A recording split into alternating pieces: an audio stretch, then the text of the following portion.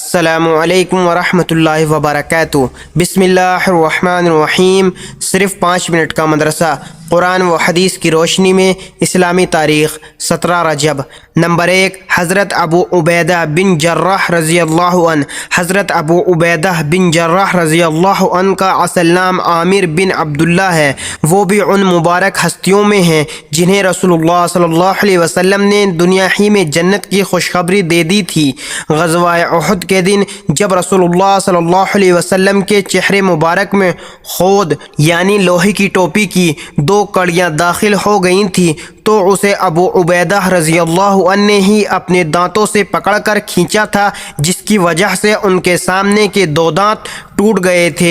رسول اللہ صلی اللہ علیہ وسلم نے ان کے بارے میں فرمایا، ہر امت کے لیے ایک امین یعنی امانت دار ہوتا ہے، اور میری امت میں امین ابو عبیدہ بن جراح ہے۔ ایک مرتبہ حضرت عمر رضی اللہ عنہ نے ان سے ملاقات کی تو دیکھا کہ اونٹ کی کھچاؤ کی چادر پر لیٹے ہوئے ہیں اور گھوڑے کو دانا کھلانے والے تھیلے کو تکیہ بنایا ہے۔ حضرت عمر رضی اللہ عنہ نے ان سے فرمایا کہ آپ نے اپنے ساتھیوں کی طرح سامان اور مکان کیوں نہیں بنا لیا؟ اس پر عبیدہ رضی اللہ عنہ نے فرمایا، قبر تک پہنچنے کے لیے یہ سامان کافی ہے۔ ان کی وفات سن 18 ہجری میں ملک شام میں ہوئی۔ نمبر 2، اللہ کی قدرت۔ پانی اللہ کی نعمت ہے۔ پانی اللہ تعالیٰ کی عظیم نعمت ہے جس کے بغیر کوئی مخلوق زندہ نہیں رہ سکتی۔ چنانچہ اللہ تعالیٰ نے کہیں جھیل، دریا، ندی کی شکل میں تو کہیں سمندر اور مٹی کی تہ میں پانی پیدا کر کے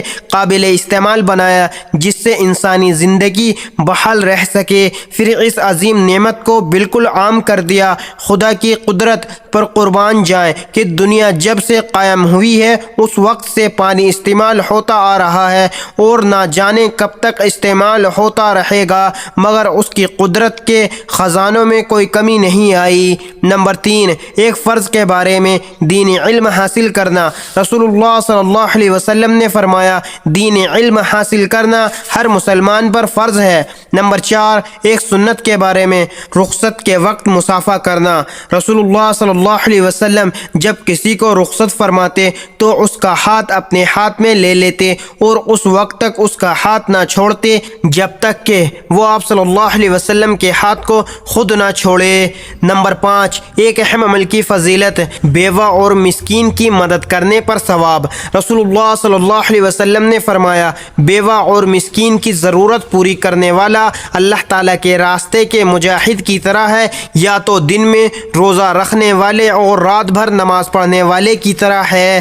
نمبر 6، ایک گناہ کے بارے میں پڑوسی کو ستانا۔ رسول اللہ صلی اللہ علیہ وسلم نے فرمایا، وہ آدمی جنت میں داخل نہ ہوگا جس کے ظلم و ستم سے اس کے پڑوسی محفوظ نہ ہوں، کیونکہ پڑوسی کو ستانا حرام ہے۔ نمبر 7، دنیا کے بارے میں عیش و عشرت سے بچنا۔ رسول اللہ صلی اللہ علیہ وسلم نے حضرت معاذ رضی اللہ عنہ کو جب یمن بھیجا تو فرمایا، ناز و نعمت کی زندگی سے بچنا، اس لیے کہ اللہ تعالیٰ کے بندے عیش و عشرت کرنے والے نہیں ہوتے۔ نمبر 8، آخرت کے بارے میں مجرموں کے خلاف اعضاء کی گواہی۔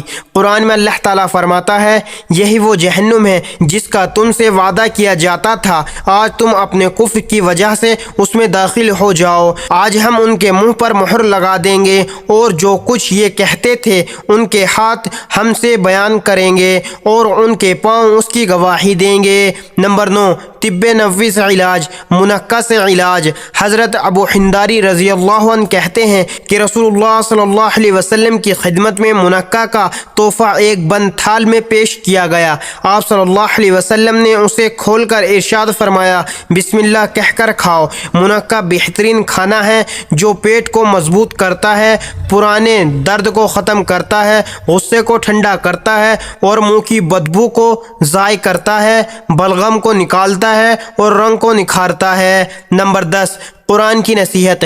قرآن میں اللہ تعالیٰ فرماتا ہے جب تم لوگوں کے درمیان فیصلہ کرنے لگو تو عدل و انصاف کے ساتھ فیصلہ کیا کرو، بے شک اللہ تعالیٰ جس بات کی تم کو نصیحت کرتا ہے یقین جانو بہت ہی اچھی ہے۔ اللہ تعالیٰ ہم سب کو ان پیاری احادیث مبارکہ پر عمل کرنے اور اپنی زندگیوں کو سنوارنے کی توفیق عطا فرمائے، آمین۔